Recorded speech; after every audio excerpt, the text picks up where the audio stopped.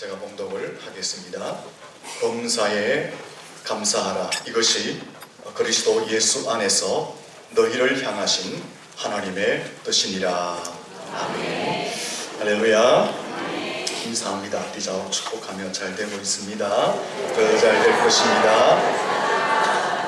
한 번 더 인사하겠습니다. 범사에 감사는 하나님의 뜻입니다.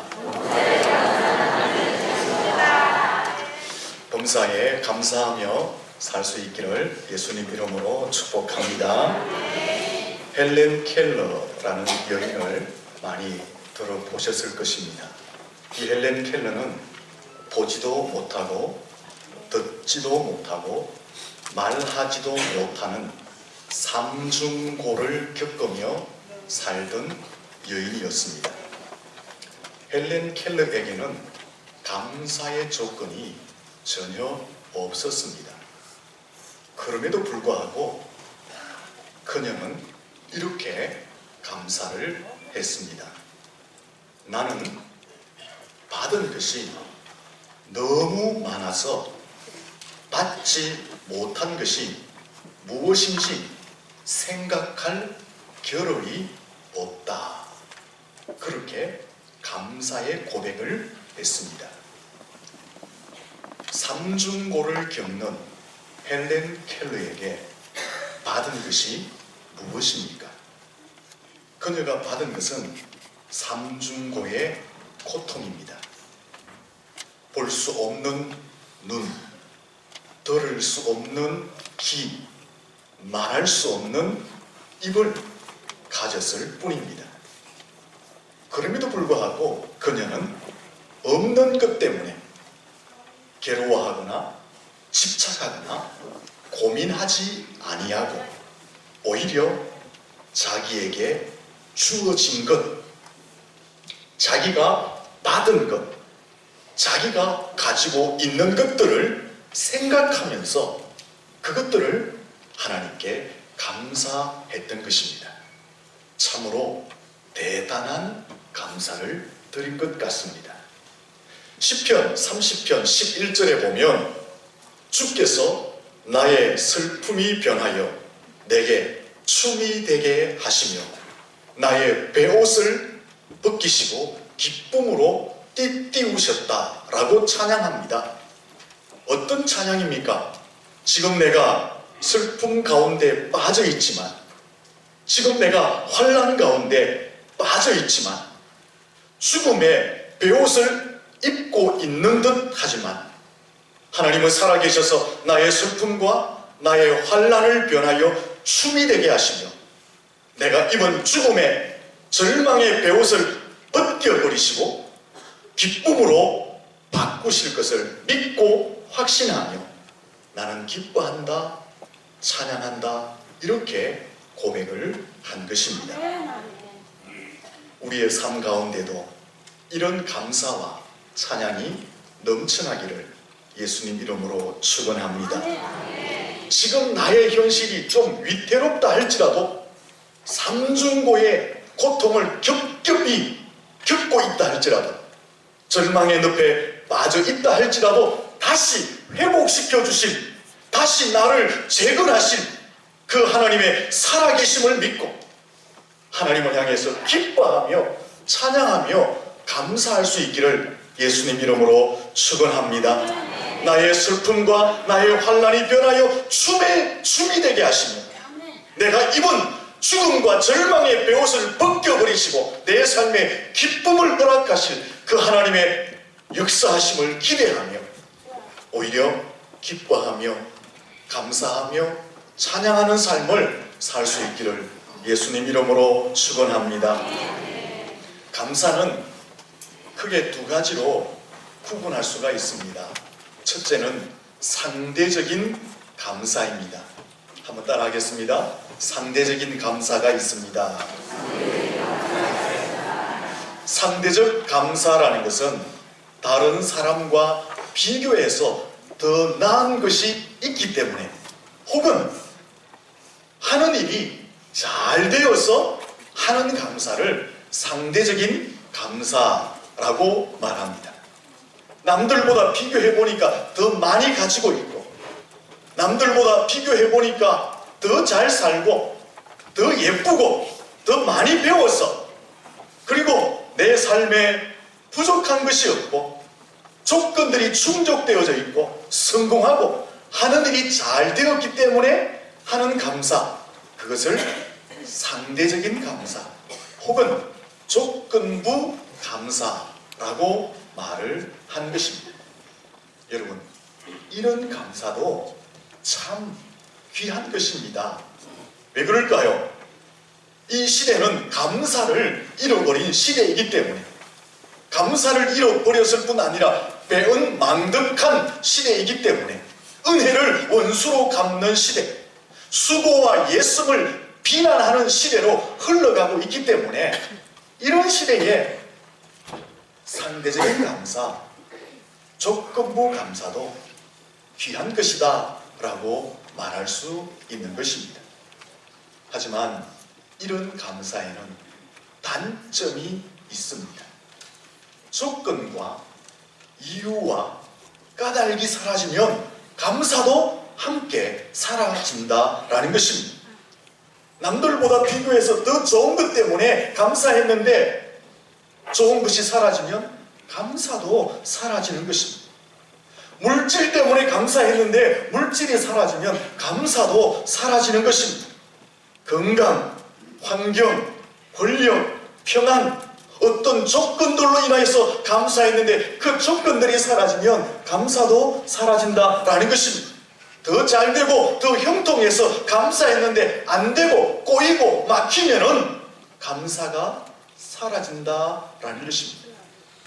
여러분, 지금까지 어떤 이유나 조건이나 까닭이 있어 감사했다면 이것도 너무나 귀한 것이지만, 이제부터는 까닭이 없어도 이유가 없어도 조건이 없어도 어떤 환경 가운데서도 감사할 수 있는 한 차원 더 높은 자리에서 감사할 수 있는 하나님의 백성들이 될 수 있기를 예수님 이름으로 축원합니다. 한번 따라하겠습니다. 한 차원 높은 감사를 드리겠습니다. 소리 좀 높여주세요. 이 감사를 절대적인 감사라고 말을 합니다. 이 감사에는 좀 독특함이 있습니다. 자신이 처해 있는 환경이나 위치나 소유와는 상관없이 드리는 감사, 내 주거 환경과 좋든 나쁘든 상관없이 드리는 감사, 집이 있든 없든 출세했든 안 했든 내 기도와 내 소원이 이루어졌든 이루어지지 않았든 어떤 조건 가운데서도 하나님께 감사하는 것이, 이유가 없어도 까닭이 없어도 모든 환경과 여건을 초월해서 감사하는 것이기 때문에 이 절대적인 감사는 좀 독특함을 가지고 있습니다. 이것을 그럼에도 불구하고 하는 감사라고 말합니다. 어려움이 있음에도 불구하고 하는 감사, 내가 질병 가운데 있지만 그럼에도 불구하고 하는 감사, 내가 지금 가난 가운데 처하여 있지만 그럼에도 불구하고 하는 감사, 출세하지 못했음에도 불구하고 내 삶이 풀리지 않으므로 마음이 괴롭고 삶이 힘들지만 그럼에도 불구하고 하는 감사, 그래서 이것을 그럼에도 불구하고 하는 감사, 절대적인 감사라고 말을 한 것입니다. 여러분의 삶 가운데 이 감사가 있기를 예수님 이름으로 축원합니다. 옆 사람에게 인사합니다. 그럼에도 불구하고 감사하면서 합시다.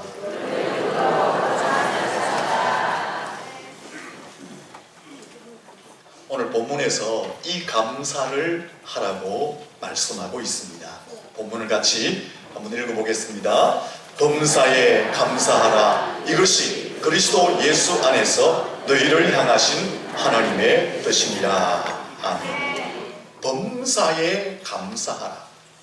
여기 범사라는 것은 내 삶의 모든 것, 내 인생 전체, 내 삶의 모든 환경과 상황들, 매일매일 삶의 순간들, 나의 전부, 혹은 내가 계획하고 내가 추진하는 나의 삶의 모든 일들을 범사라고 말을 하는 것입니다.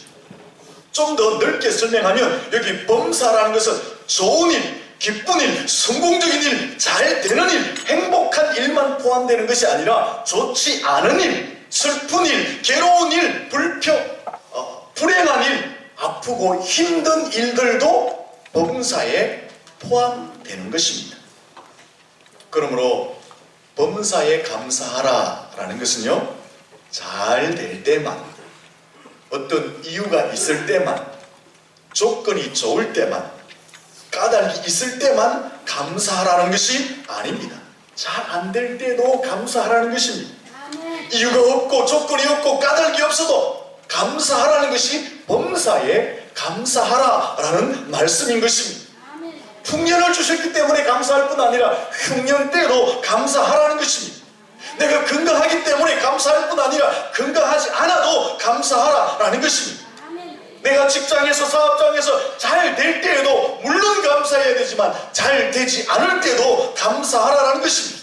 내 삶에 기쁨이 있고 행복감이 넘칠 때는 물론 감사해야 되지만 때때로 고난이 있고 괴로움이 있고 불행한 일이 엄습해 온다 할지라도 그 상황에도 감사하라는 것이 범사에 감사하라라는 말씀이다 라는 것입니다. 그리고 여기 범사에 감사하라는 것은요, 한 번 감사하고 끝내라 라는 뜻이 아닙니다. 매일매일 삶 속에서 지속적으로 계속해서 끊임없이 감사하라는 것입니다.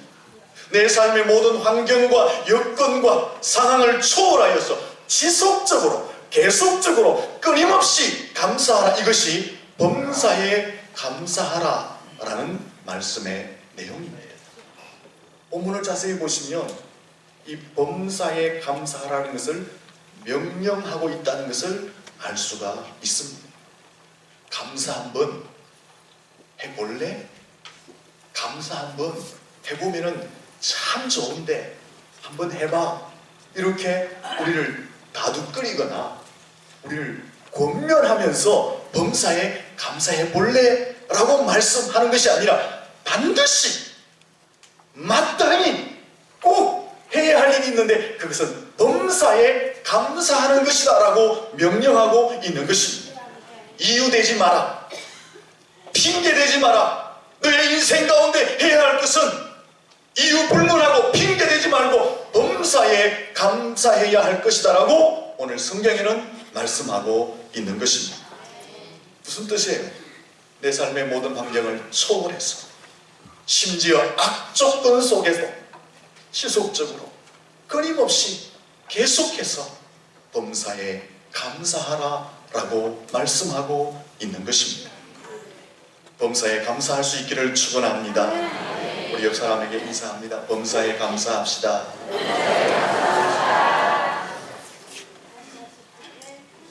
여러분, 왜 하나님이 범사에 감사하라 그렇게 말합니까? 오늘 성경에 보니까 범사에 감사가 하나님의 뜻이기 때문에 감사하라 라고 명령하고 있습니다. 성도를 향한 하나님의 뜻이 무엇입니까? 하나님이 성도들을 예수 그리스도 안에 부르시고 하나님의 자녀로 세우셨는데 그 하나님의 자녀를 향해서 하나님이 요구하시는 것이 무엇입니까? 감사라고 해요. 그것도 범사에 감사하는 것이다 라고 말씀하고 있는 것입니다. 불평, 불만, 원망, 시기, 질투, 다툼, 분냄, 내 마음에 악을 품고 안갚음하는 것이 아니라고 말씀합니다. 어떤 상황 속에서도 하나님께 감사하는 것이 성도를 향한, 하나님의 자녀를 향한 하나님의 뜻이다라고 말씀하고 있는 것입니다. 여러분, 우리가 예수 안에서 하나님의 부르심을 받고 제사함을 받고 영생을 누리고 하나님의 자녀가 되었다면 누구의 뜻을 따르는 삶을 살아야 합니까? 하나님의 뜻을 따르는 삶을 살아야 마땅한 것입니다.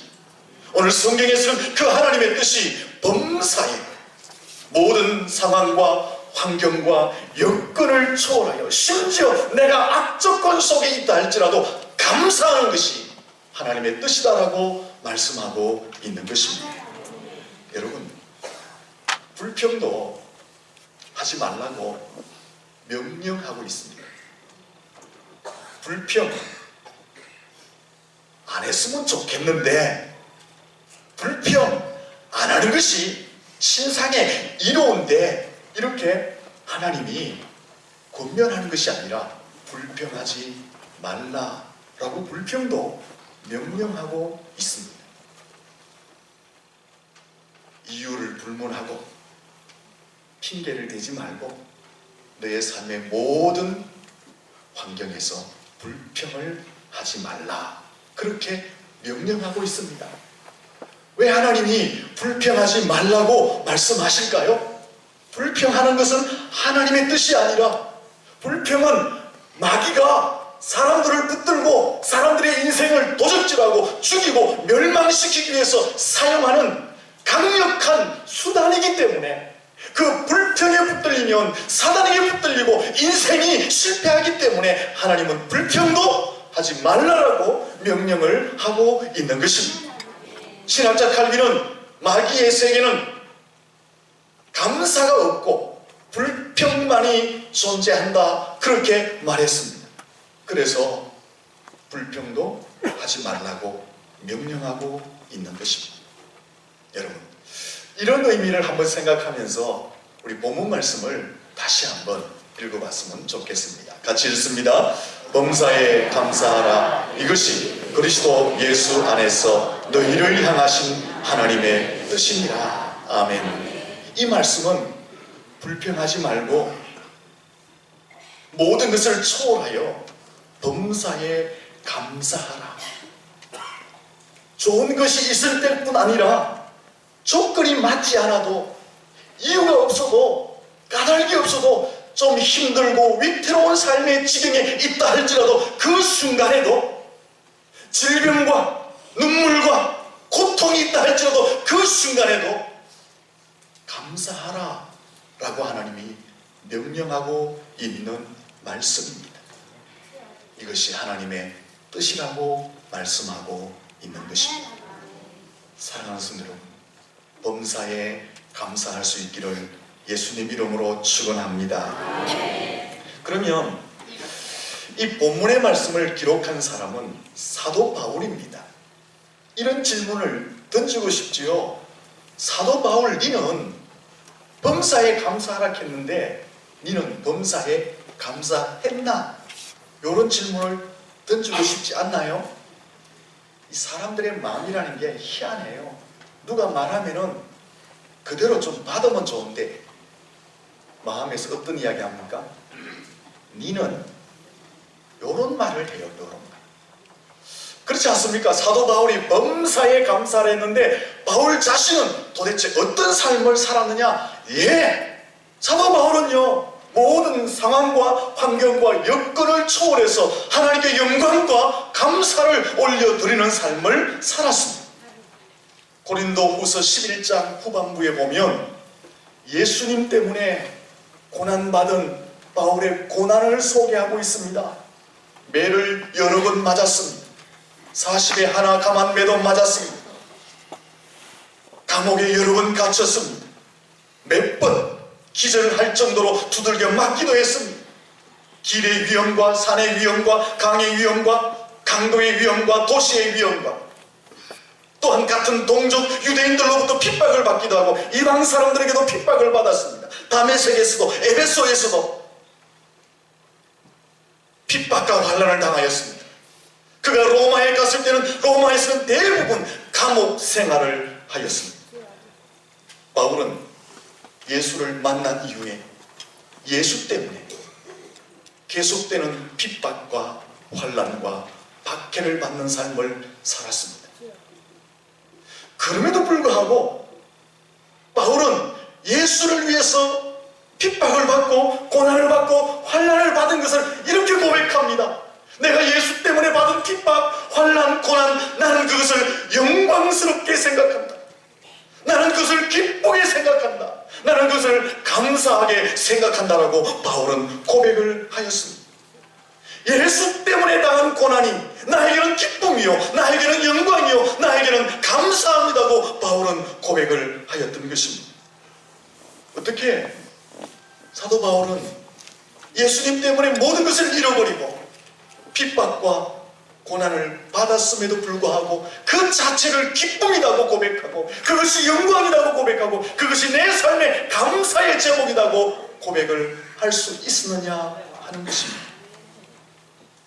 죄인 중에 괴수인 자신을 하나님께서 선택하시고 하나님께서 불러주시고 예수 그리스도 안에서 제사해 주시고 하나님의 자녀로 세워주신 그 구원의 은혜가 너무나 크고 놀라웠기 때문에 예수 때문에 받는 고난, 예수 때문에 잃어버리는 나의 인생, 그것을 그는 원망하고 비평하지 않고 내가 기쁘다, 내가 영광스럽다, 내가 감사하다라고 그가 고백을 한 것입니다. 바울은 예수를 만나기 전에 예수님을 이단이라고 강력하게 주장했던 사람입니다. 그래서 예수 믿는 사람들을 색출해내서 고문하고 감옥에 가두고 죽이는 일을 했습니다. 예수를 만나기 전에는 교회를 말살하는데 앞장섰던 사람이 바울이었습니다. 그런데 어느 날 길을 가다가 부활하신 주님을 만나게 됩니다. 하늘에서 빛이 비추어지자 그 빛으로 인하여 꼬꾸라지게 됩니다. 음성이 들려옵니다. 사울아, 사울아, 네가 어찌하여 나를 핍박하느냐? 주여, 누구시옵니까? 나는 네가 핍박하는 예수 그리스도이다. 그 순간 예수를 만나면서 사도 바울은 깨어지는 것입니다. 아, 내가 지금까지 예수를 이단으로 알고 박해의 대상으로 알았는데 그것이 아니라 예수 그리스도가 진정 구세주이구나, 이 사실을 그가 거기서 깨닫고 예수를 믿게 되는 것입니다. 예수를 알고 믿고 깨닫게 되자 그 시간부터 바울은 그의 가치와 그의 철학과 그의 행복감과 그의 보람이 완전히 바뀌어지게 됩니다. 그 전까지는 세상과 세상의 물질과 세상의 권력이 최고의 가치이고 최고의 행복이고 최고의 보람인 줄 알았습니다. 아니야! 예수를 만나니까 하나님 앞에 선택을 받고 부름을 받고 예수 안에서 제사함 받고 하나님의 자녀가 되는 것이 가장 고상한 것이고 최고의 가치이고 최고의 보람이고 최고의 행복인 것을 바울이 알게 된 것입니다. 그러다 보니까 예수 때문에 받는 고난, 예수 때문에 받는 핍박, 내가 예수 때문에 잃어버린 나의 삶의 모든 것, 그것이 원망과 불평이 아니라 기쁜 거예요. 내가 예수를 위해서 고난받을 수 있다는 게, 내가 예수를 위해서 내 인생을 다 드릴 수 있다는 게 너무나 영광스러운 거예요. 그래서 그는 예수 때문에 모든 것을 잃어버렸지만, 고난을 당하였지만 그것으로 인하여서 나는 감사한다라고 고백을 한 것입니다. 사랑하는 성도들, 바울을 선택하시고 바울을 부르신 그 하나님이 오늘 우리를 선택하시고 우리를 이 자리로 불러주신 줄로 믿습니다. 하나님이 바울을 부르시고 구원하셨듯이 우리를 부르시고 구원하셨다는 사실을 잊지 않으시기를 예수님 이름으로 축원합니다. 허물 많잖아요. 우리 죄가 많잖아요. 보잘것없잖아요. 우리 너무나 삐뚤고 모나고 다듬어지지 않은 것이 많이 있지 않습니까?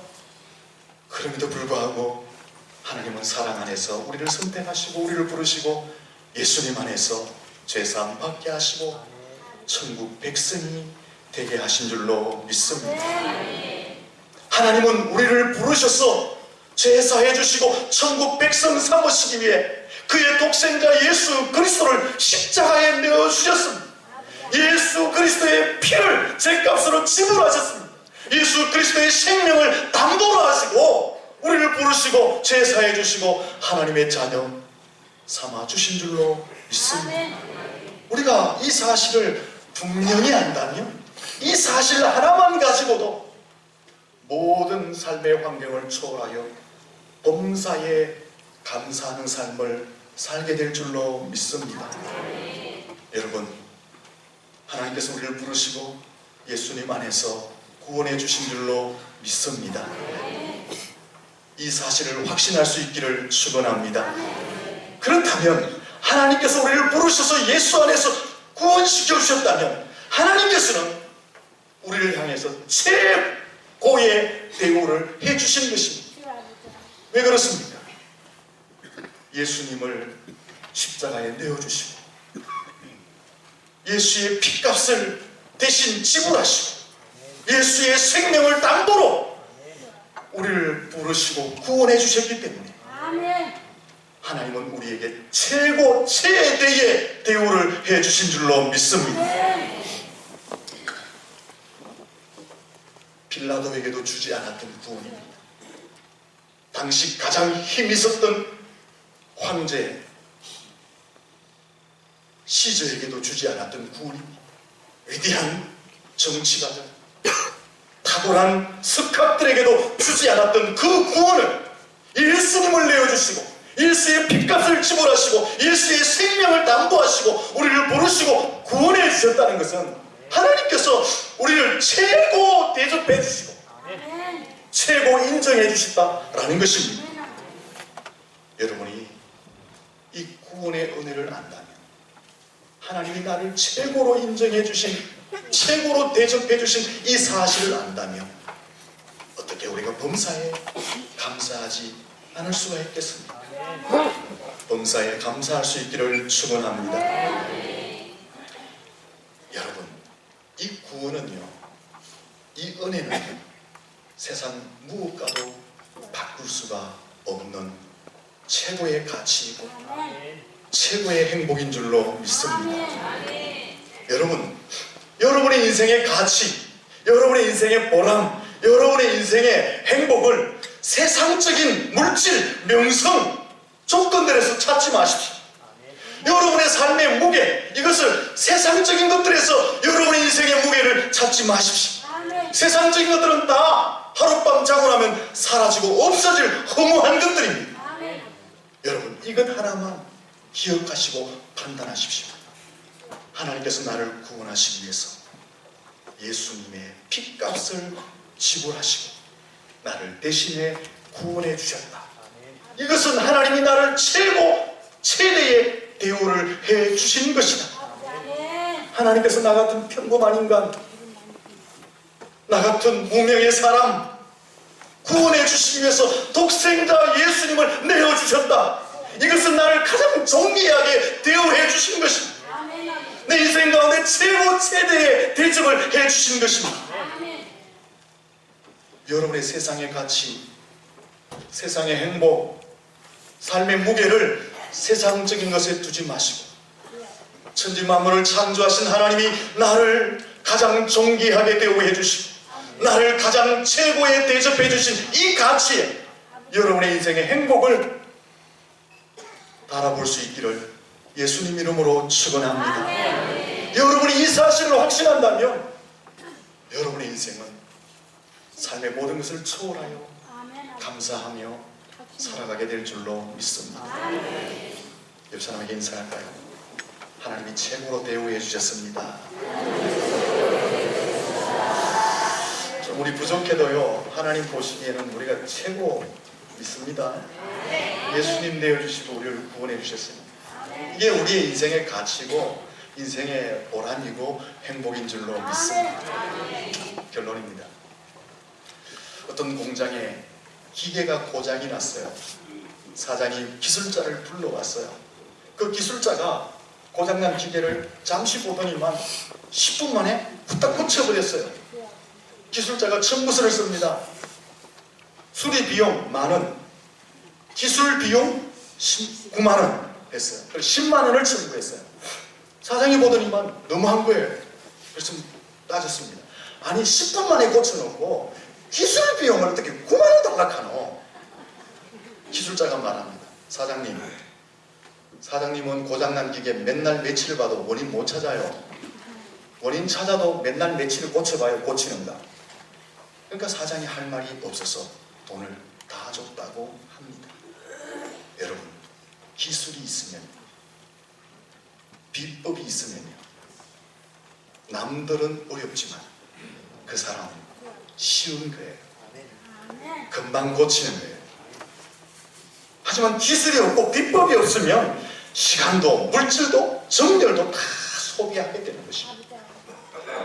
우리의 신앙도 마찬가지입니다. 우리의 신앙생활의 비법을 알면 더 풍성하고 행복하고 복된 신앙생활을 할 수 있게 됩니다. 우리의 신앙생활의 비법은 무엇입니까? 감사인 줄로 믿습니다. 범사에 감사하는 것이 우리의 신앙의 비법인 줄로 믿습니다. 감사함이 훨씬 더 행복한 신앙생활, 훨씬 더 풍성한 신앙생활, 훨씬 더 복된 신앙생활을 하게 되는 것입니다. 목사님, 감사의 조건이 있어야 하지. 익하고 있으면 지금까지 설교 헛들은 겁니다. 우리는 세상적인 감사의 조건은 부족하다 할지라도 천지만물을 창조하신 그 하나님, 나를 가장 존귀하게 대우해 주신 그 은혜, 나를 최고로 높여주신 그 은혜, 예수님을 내어주시고 구원해 주신 그 은혜가 우리 가운데 있는 줄로 믿습니다. 이것 있으면 감사하게 되는 거예요. 이 하나님이 나를 존귀하게 대우해 주시고 최고로 대우해 주신 이 은혜를 기억하는 날마다 모든 상황 가운데 감사하며 살아가셔서 더 풍성하고 더 행복하고 복된 신앙생활 하시기를 예수님 이름으로 축원합니다. 기도하겠습니다. 살아계신 하나님,